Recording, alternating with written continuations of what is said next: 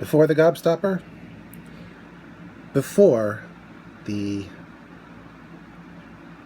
taking of the sunrise and sprinkling it with dew, before the musical numbers in the candy store by the former servant of the Daleks. Doctor Who fans who are also fans of this franchise will know what I'm talking about. There was only Wonka. First and foremost, like its predecessor, the original predecessor, not the Tim Burton version, which I'm counting as separate, this is a musical. It starts with a song and ends with a song, and while I am not fond of musicals, except of course Sweeney Todd, but then again, it's an awesome film.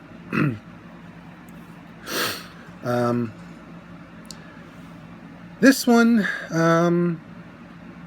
I found tolerable because the story is pretty decent. It took a while, but the guy playing young Wonka,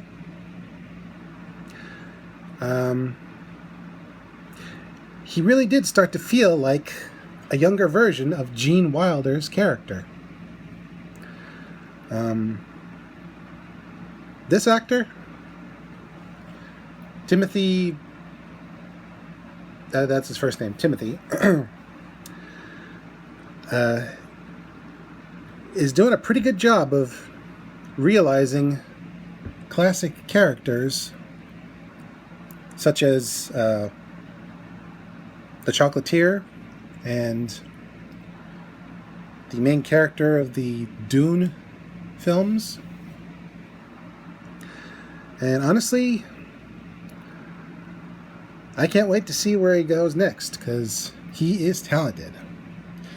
I just hope he doesn't go nuts like a certain former Speedsters actor. He's got a sidekick, a little girl. Kind of a Little Orphan Annie-esque, but not in an annoying way. She's smart, good singer, and really works well with Timothy. Although I kind of got the sense that she was meant to be a little older. There was supposed to be some sort of romance. But I'd like to think if events in the film didn't play out the way they did, Wonka would have adopted her. That's not a portent of a bad part of the film. I just don't want to spoil it. But yeah, I'd like to think her character was meant to be sort of an apprentice, an heir apparent. But anyway, bottom line, she worked well with Timothy and the rest of the cast. A colorful group of downtrodden townsfolk under the thumb of a tyrannical hag who runs a little motel, played by this one British actress who is in pretty much everything, including Doctor Who. She was one of the faces of the alien in the first Matt Smith episode. Yeah, her. She and her thug on-again, off-again boyfriend, who was also played well, they definitely were both entertaining and intimidating. You wanted to hate them, but you kind of also wanted them to live happily ever after. Like, Like a low-key Bonnie and Clyde, only not ending the way they ended. The main villains were evil chocolate makers who were hoarding the good stuff for bribes and giving subpar candy to the masses. They even had fairly non-annoying, but still kind of get out of the way, chief of police under their thumb. He had some good material too.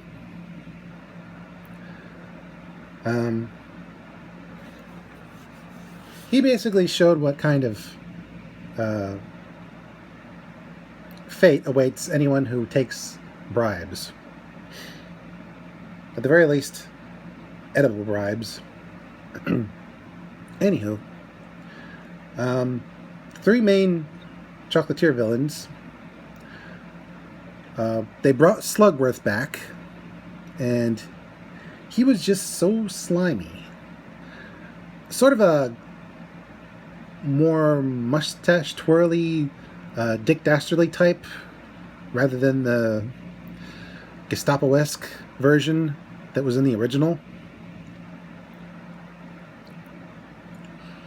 But still pretty despicable, but in a charming way. You wanted to hope that he would make good on his dirty dealings, but you just knew he was going to backstab anyone he made a deal with. And one of the trio, played by none other than Nardole from the Capaldi era of Doctor Who. I forget his name, but he's best known as Nardole. He looked straight up like Hitler, and I found that to be hilarious because he was the idiot of the group.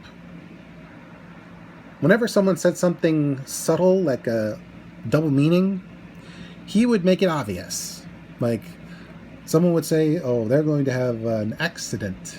And he was like, in which they die. And I was like, yeah, moron, that's the idea of subtle. That's the plan. You're not being subtle. You're supposed to be subtle. But that was his gag the whole time. And,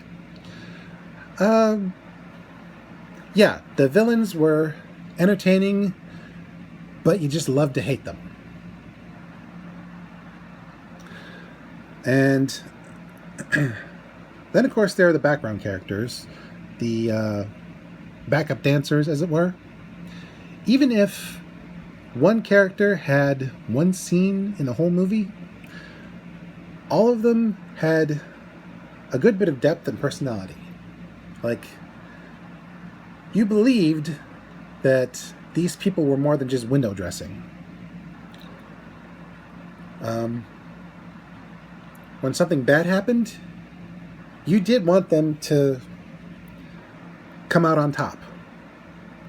And ultimately, while the crowd is easily swayed by popular opinion, more so than I'd like to think,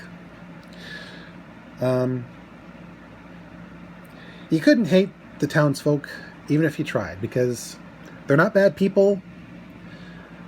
They're just used to the way things were. And then Wonka shook things up and breathed new life into the town. Well, enough about of course, the star of the show, Hugh Grant, using CGI to play an Oompa Loompa. At first, I was annoyed. They didn't get someone with dwarfism to play the part. The original movie employed many, many people with dwarfism in a time when they couldn't get a lot of work due to being ostracized by society. But now it's starting all over again. Don't get me started with what Rachel Ziegler did with the Snow White remake, or is about to do. They're still up in the air about that. But they basically decided to make the Oompa Loompas closer to the original depictions. Not the original depictions that were kind of problematic because I believe they came from a certain region and a certain continent which has territories like Nigeria and Chad, and it wasn't exactly PC, but rather the size of the less offensive versions that Roald Dahl depicted in later publications, and the look of the ones from the movies. They were 2 feet. Well, the ones that we saw were like 2 feet tall, and had the orange skin and green hair, and classic sense of style, as the ones from the original movie. Though it took a while for me to accept Hugh Grant's Oompa Loompa. We got to see others in a brief scene, but not enough to fully appreciate them at first. Over the time, Hugh Grant's acting allowed me to sort of accept this version of the Oompa Loompas, though it still bugs me that Hollywood is trying to oust people with dwarfism again. Frankly, I would love to see a film where someone with dwarfism is the hero. If Vern Troyer were still alive, I'd love to see him play a heroic character in something. A main character, too. But anyway, of course, then there's Peter Dinklage, although he's been speaking out against... Well, let's not get into that. This review is getting to be long. Anywho, yeah, Hugh Grant's Oompa Loompa took a while to accept, but eventually, I can honestly say that I did not hate his performance. Well, that's it for the human and humanoid characters. Now let's go for the effects. There were definite practical sets and locations. You could sort of tell what was CGI and what wasn't. But honestly, so much of it was believable that it seemed to me that nearly all of it was done practically. Even some of the animal work. Yeah, there were animals. And I honestly don't think that they were completely done with CGI. I think some of it was practical. Even though animals in movies have been slowly getting phased out for CG. Either the CG was really, really good, or they did spring for a bit of animal work. Either way, that aspect of the effects was pretty good. As for Hugh Grant's Oompa Loompa, there was a bit of an uncanny valley. Like, his head didn't seem quite small enough to fit his body. But over time, the effects were able to help me suspend my disbelief. As for the chocolate, none of it looked like the nasty-looking river from the original film. It all looked legit. If you look closely, you can see some scenes of it melting, so it looks and acts like actual chocolate.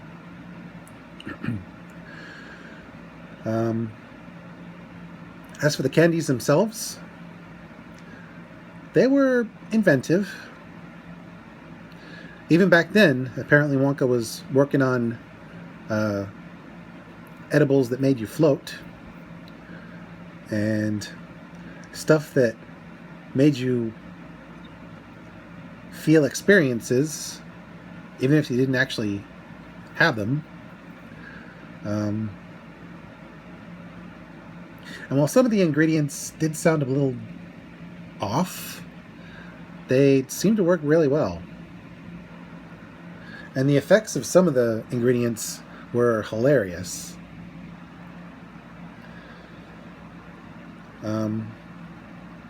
So yeah. Then of course there's music. Again, not a fan of musicals except for Sweeney Todd. But they did ensure that this film felt like it belonged with the original.